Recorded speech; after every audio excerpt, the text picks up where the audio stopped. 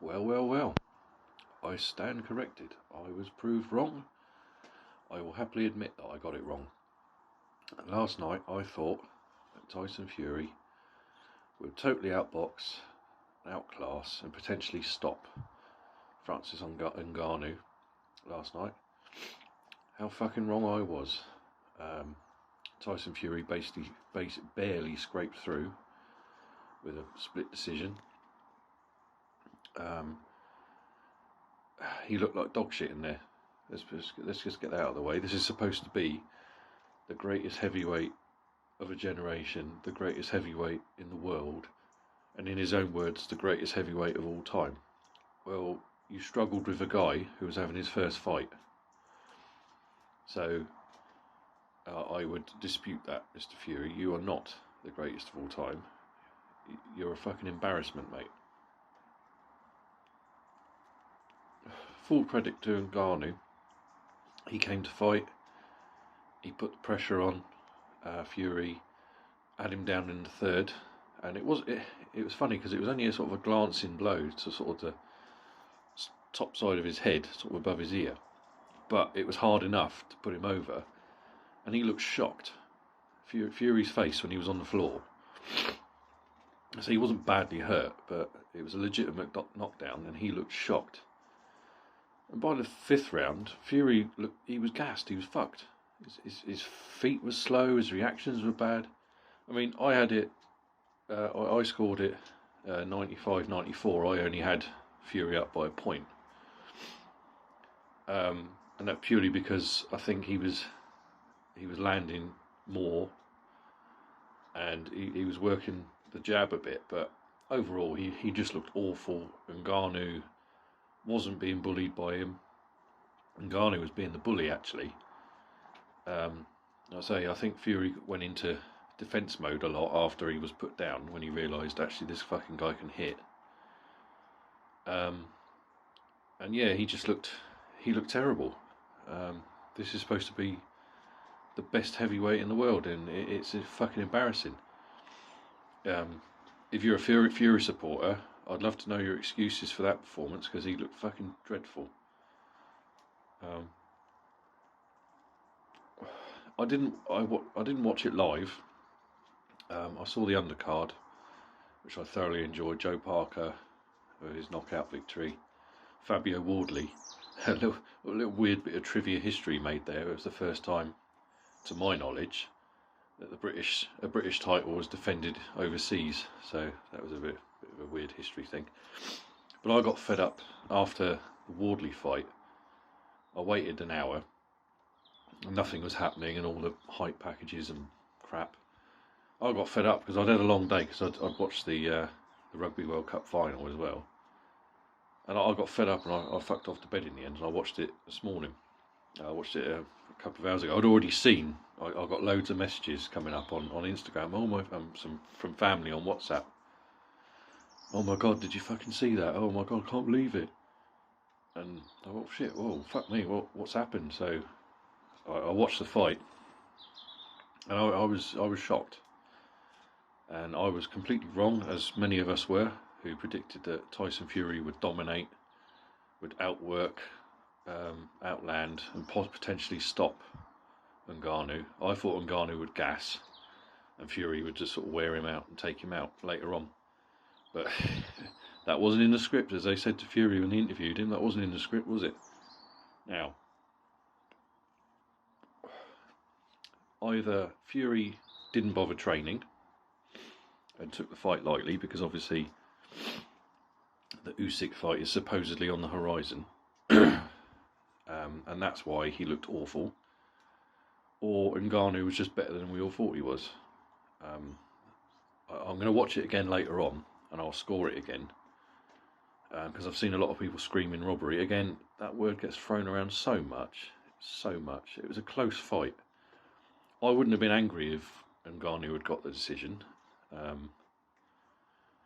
It was one of those kind of fights. I wouldn't have been bothered. But I had Fury just nicking it by a point. 95-94, I had it. But yeah, absolutely in shock. I wouldn't mind seeing it again, actually, if it happened. I don't think it will. I don't think Fury will want to bother with that. For him, it was a cash grab. We all know it was. The thing I did find funny was when the scorecards were being read out, Frank Warren looked like he was going to be sick. He was stood right next to Fury, and he looked like he was going to throw up any minute now because he was fucking sweating. Talking to some friends this morning, and they're all like, "Oh, it's really bad for boxing. It's bad for boxing." That Fury sort of barely scraped through against an MMA guy. I disagree. I think it's actually good for boxing. It would have been bad if what I thought was going to happen had happened, and Fury had gone out there and completely just dominated the guy. I would have shit on it as I had been in the build-up, and said, "Look, this is fucking pathetic. This is not championship level boxing. This is bullshit." But the fact that it was competitive, and he hurt Fury, put him on the floor, and he troubled him. Yeah, and he cut him as well. I did like the elbow from Fury that didn't faze Ngannou at all. He just kind of just sort of shrugged it off. Like, oh my god, you know. I think people are getting a bit overexcited about it in some ways, because I saw Eddie Hearn saying that it was robbery. Again, that's a word that gets thrown around far too much. If it was a close fight, you can't scream robbery. It's bullshit. Now, don't get me wrong, I agree that one of the scorecards was a bit too wide for me. I'm not sure how they got that one, but this is just my opinion, mind. I mean, I had it by a single point to Fury. He wasn't impressive. He looked like shit. How anybody can defend that performance? I'm waiting for the excuses to come out. I really am. There's going to be, they're coming. He was injured. He wasn't well. His mental health. He's having mental health issues. That's his usual one.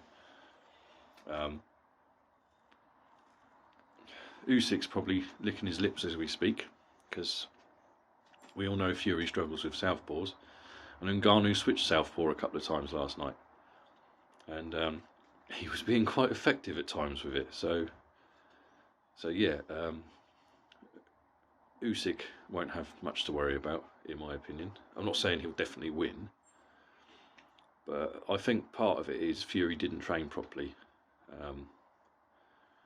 I say Ngannou shocked me though. He had quite good technique, to be honest. I've seen the training videos of him, and he didn't look that impressive to me. He looked slow and plodding and very amateurish, and I thought, oh no, this is why I wasn't looking forward to it. I've been shitting on it all along. I really was, and I will happily take back what I said about it being a load of bollocks. And it was an entertaining scrap. And Ngannou performed brilliantly, so yeah, I wouldn't mind seeing that again. I'll be quite intrigued. I know he's getting on a bit. He's probably a bit late to turn to boxing, really. But I'd be quite intrigued to see him fight other heavyweights at boxing. I think a bit more technique, a bit more training. Yeah, I mean, he'll never be a Muhammad Ali. You're not going to turn him into that, or a Lennox Lewis or anything like that. But he could be a handful. So I'll be very, very, very interested in seeing that. See what happens there. Potentially the rematch, I could see that. Now the trouble with this is, this throws the undisputed fight between Usyk and Fury into the garbage now, because there's no way in 2 months' time Fury's going to be ready. After a performance like that, he's going to be ready to fight Usyk for all the marbles. I can't see it. I really can't see it. So I'm waiting for the excuses to start, because they've been floating the date of December the 23rd. So it's less than 2 months away. They've been floating that one out. I can't see it happening. Not this year. I wouldn't be surprised if Fury screams injuries or mental health or whatever and has to postpone or pull out. Yeah, I can't see it happening this year. And I wouldn't be surprised if he retires.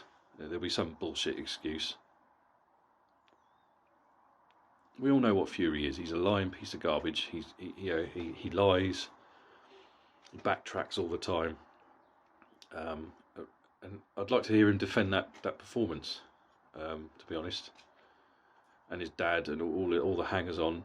The Fury fanboys, when I was scrolling through Instagram and YouTube this morning, the Fury fanboys have been a little bit quiet. I've not seen too much of that.